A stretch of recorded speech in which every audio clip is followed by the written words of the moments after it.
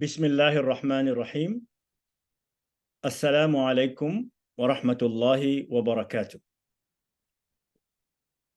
My paper argues that Rabia Terri Harris embodies a distinctively Islamic but universally applicable approach to nonviolence and peace building. By highlighting the thought and the activism of Sister Rabia Terri Harris and her organization called the Muslim Peace Fellowship, which she founded and spearheads, my paper seeks to demonstrate that Islamic theology provides a sound basis for a nonviolent jihad or a struggle for a just peace or peace with justice. My paper is divided into two sections.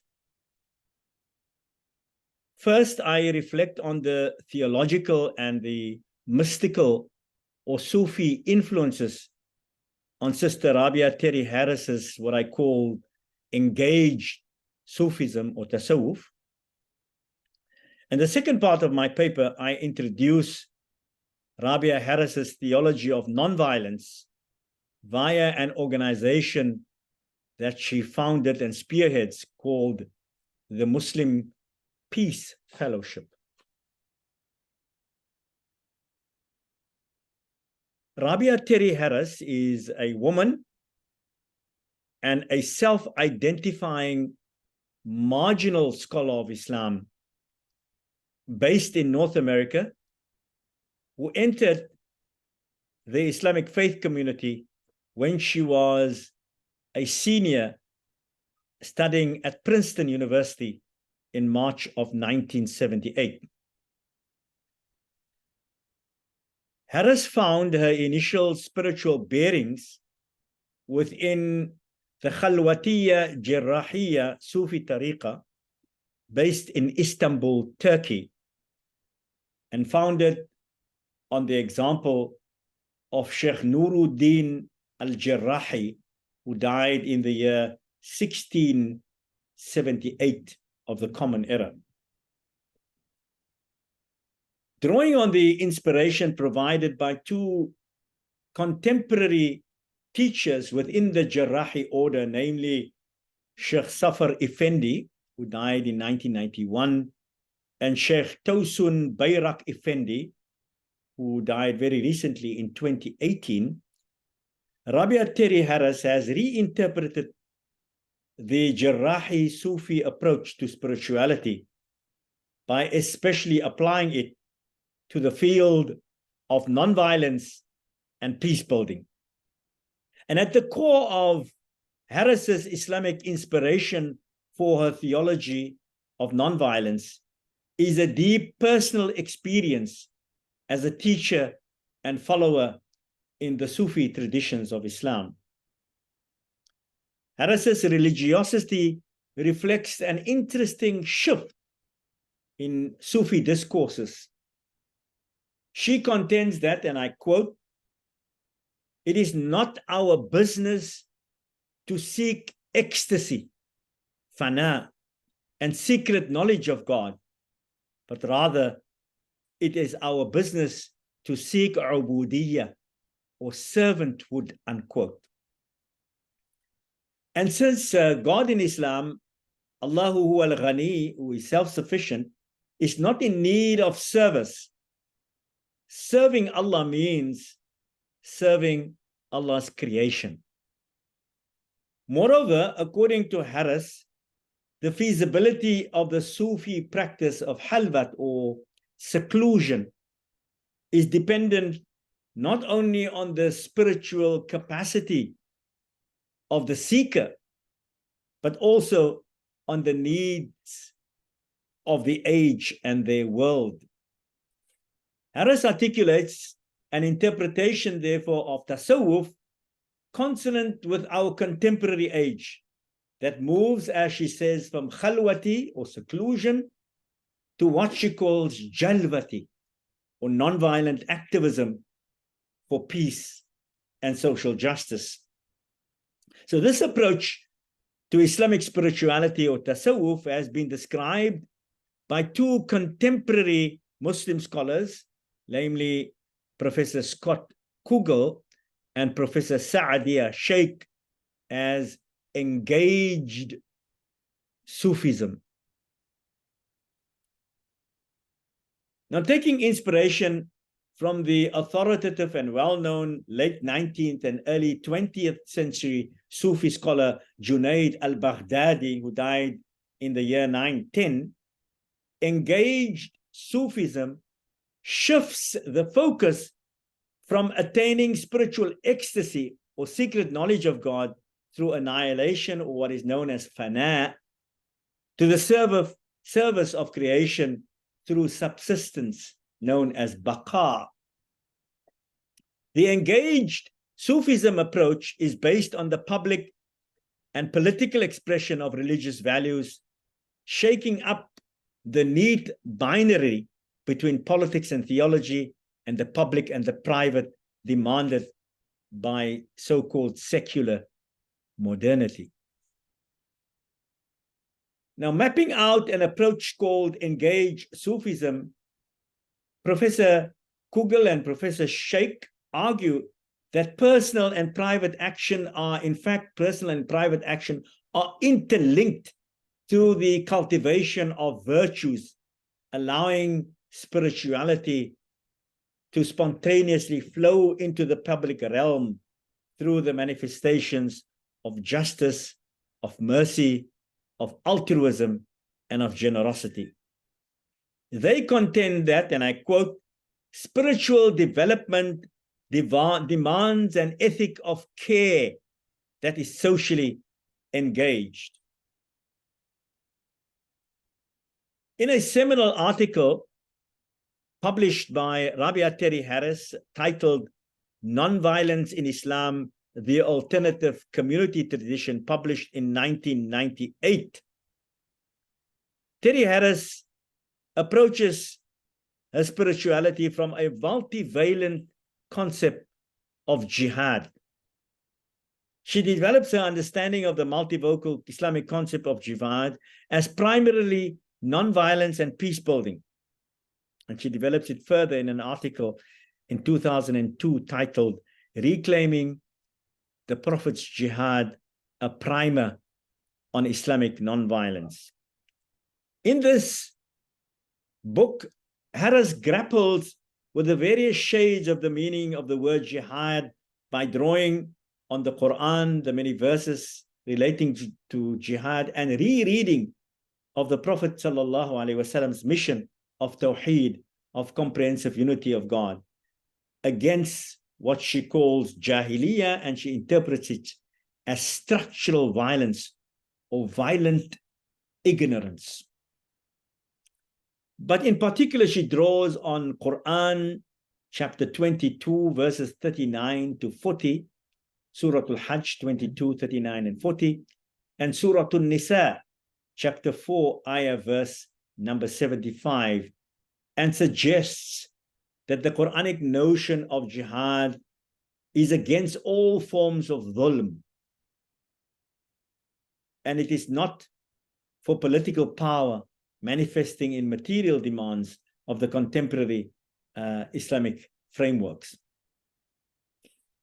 Echoing an Islamic ethico-legal principle of correct means, Harris argues that if a manner of fighting slaughters the innocent, ravages the sources of life, and sows corruption in earth, it is abominable. So she argues that the means must be consistent with the ends. Ends and means should synchronize. If the means and ends do not synchronize, or not in line with each other, then she argues that such means of fighting is jahiliyyah, even blasphemily undertaken in the name of God, unquote. So in this way, for Rabia Harris, nonviolent struggle is the only legitimate form of jihad, because it does not employ modern weapons of mass destruction. She argues that modern weapons of war inevitably causes devastation and harm, which is beyond what is classically understood as normative or defensive jihad. Furthermore, for Harris, jihad is a struggle on a spiritual level. She writes, the objective of jihad is the restoration of wholeness, and its strategic goal is to induce a lasting change of behavior on the part of the opponent. She argues every human being can change, whether willingly or unwillingly. If we aim to induce such change with wisdom, patience, and subtlety, this is a courageous form of jihad. For Harris, therefore, contemporary manifestations of violence done in the name of Islam means nothing more than fighting for political power, revenge and vengeance, or glory. And so to provide practical expression to her theology of nonviolence and peace building, Sister Rabia Terri Harris founded in 1994 an organization called the Muslim Peace Fellowship, or Ansarul Salam. This was probably one of the first organizations for peace building and nonviolence in the global north, which was exclusively devoted to the theory and the practice of Islamic nonviolence.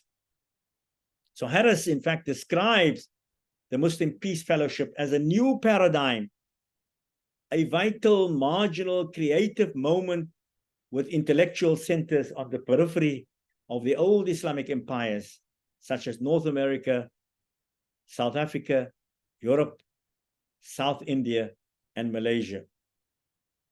According to its mission, the Muslim Peace Fellowship understands unarmed struggle in pursuit of just and compassionate social transformation to be the original and enduring genius of the prophetic jihad.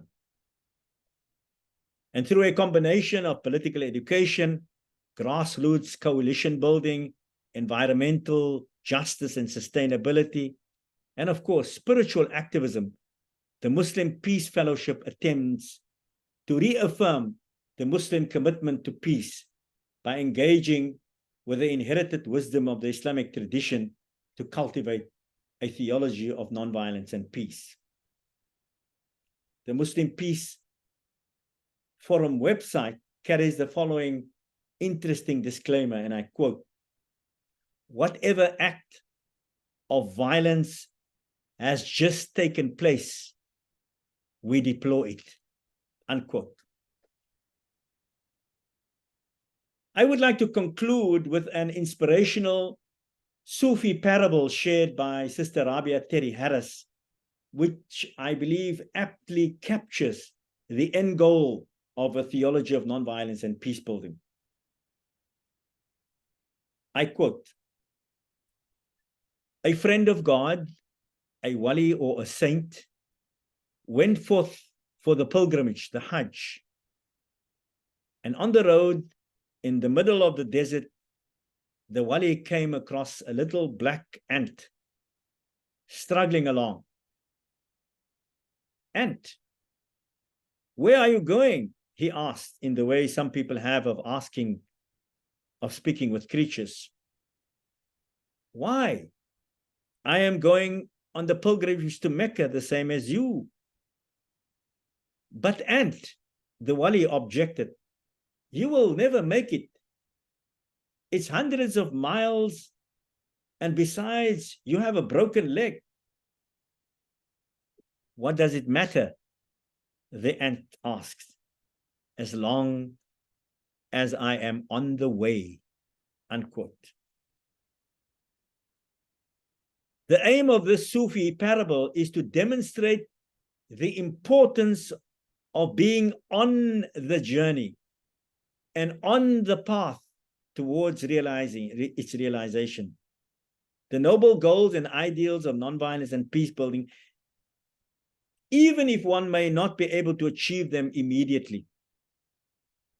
For both the ant and the wali, the friend of God, was seeking to reach the holy city of Mecca. The wali was focused on the objective, that is reaching Mecca to perform the Hajj, whereas the ant was more focused on the fact that it was on the journey to Mecca. For the ant, it was all about being on the right path with the right intention towards the noble goal, even if reaching that goal was going to be a long, a tedious and arduous struggle. For the wali, for the saint, it was less about the journey, but more about reaching the final destination. The parable of the ant and the wali holds critical lessons Terri Harris teaches us for peace and justice activists as they struggle to achieve the prized objective of just peace. In the Islamic theology of Sister Rabia Terri Harris, through taking on the role of the ant, peace and social justice activists can make modest contributions towards both personal as well as social transformation.